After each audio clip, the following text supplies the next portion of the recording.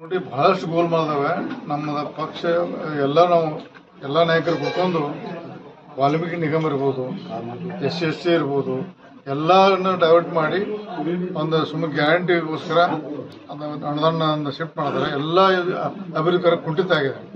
ಎಲ್ಲ ಇಡೀ ಜಿಲ್ಲೆ ಇರ್ಬೋದು, ರಾಜ್ಯದ ಮೂಲೆ ರಸ್ತೆ ಇರ್ಬೋದು, ನೀರಾವರಿ ಸ್ಕೀಮ್ ಇರ್ಬೋದು, ಯಾವುದೇ ಸ್ಕೀಮ್ಗೆ ದುಡ್ಡು ಬರುತ್ತಾ ಇಲ್ಲ. ಬಹಳಷ್ಟು ರಾಜ್ಯ ಸ್ಥಿತಿ ಅಧೋಗತಿ ಹೋಗಿದೆ. ಸರ್, ಸಿಎಂ ಸಿದ್ದರಾಮಯ್ಯ ಅವರಿಗೆ ವಾಲ್ಮೀಕಿ ಹಗರತಿ ಅದು ಆಲ್ಮೋಸ್ಟ್ ಪ್ರೂವ್ ಆಗೈತೆ. ಅದನ್ನು ದಯವಿಟ್ಟು CBI ಎನ್ಕ್ವೈರಿ ಕೊಟ್ಟರೆ ಸತ್ಯಾಸತ್ಯ ಹೊರಗೆ ಬರ್ತೈತೆ. SIT ಸತ್ಯ ಮುಂದೆ ಬರೋದಿಲ್ಲ.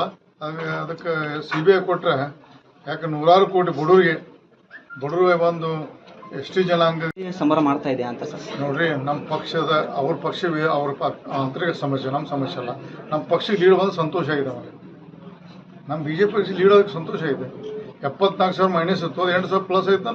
ನಮ್ಮ ಕಾರ್ಯ ಒಳ್ಳೆ ಕೆಲಸ ಮಾಡಿದ್ದಾರೆ.